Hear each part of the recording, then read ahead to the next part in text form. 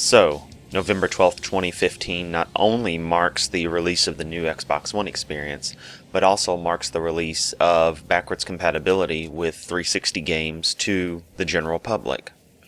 Now, Xbox One Preview Program members have been able to test this feature since E3, albeit on a much smaller selection of games. Now, the general public also had a way to access this feature ahead of time via Rare Replay, which features many Xbox 360 titles produced by Rare in their proper Xbox 360 form with the compilation.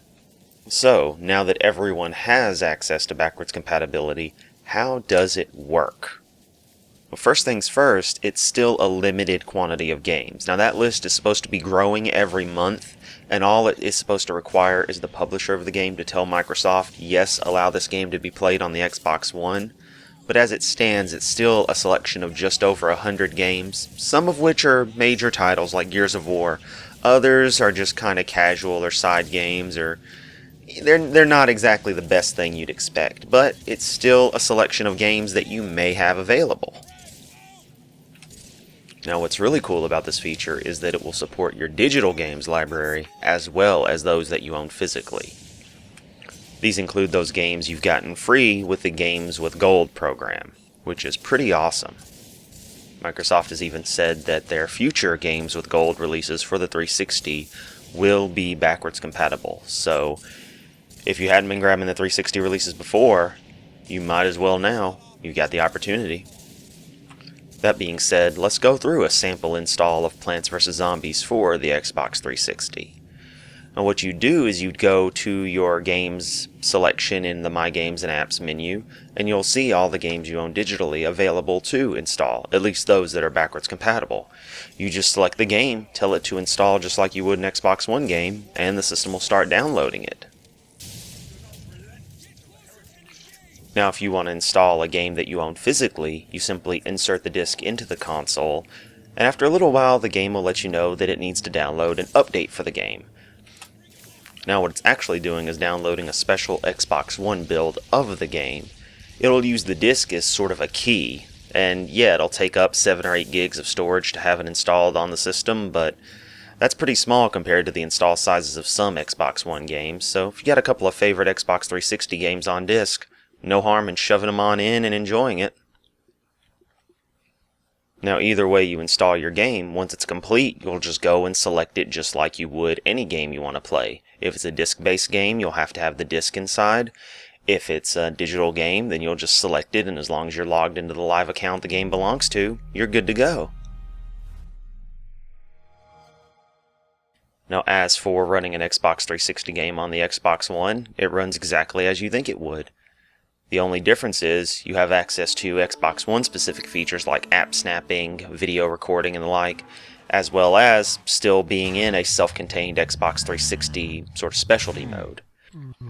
Now, odds are when you first do this, it will throw up a message about you being signed in on another console previously. That's referring to your actual Xbox 360. That's to be expected since, Xbox Live is treating your Xbox One as a new Xbox 360, so you're probably okay to ignore that. Otherwise, play the game just as you would. If you want to access the home menu in the Xbox 360 dash rather than the Xbox One home, you'll press the View and Menu buttons, which will bring up the old in-game dash that pressing the Xbox button on your 360 would do. And otherwise, you'll navigate it as normal, and something I find funny is you'll notice it's that much smoother on the Xbox One, probably just taking advantage of the resources available to the virtual environment that the Xbox 360 emulation is running in. And that's really all there is to it. As I've said before, you'll just play it like you would any Xbox 360 game, but you also have access to the Xbox One features like screenshots, snapping. The system is just Xbox 360, so you don't have cross-play with Xbox One gamers. And your achievements in-game are still standard Xbox 360 achievements, but isn't that what you'd really want in the end, the gameplay experience to be just like it should be on the 360, but on your Xbox One? Makes sense to me. And that pretty much concludes that. It's a very straightforward process that the only problem is you really have to download every single game, even if you already own it on disk. It's annoying, but if you've got a fast enough internet connection, it shouldn't be that big an issue.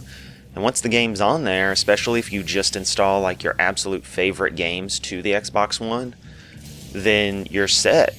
I'm waiting for Halo Reach to be on there because I loved Reach and I'd love to see how it plays on the Xbox One. To me, that'd be my best comparison of the two consoles. But let me know what you think about Xbox One backwards compatibility with Xbox 360. Leave a comment below, be sure to give the video a like, subscribe if you enjoy the kind of stuff I do. And as always, thanks for watching. I'll catch everyone next time.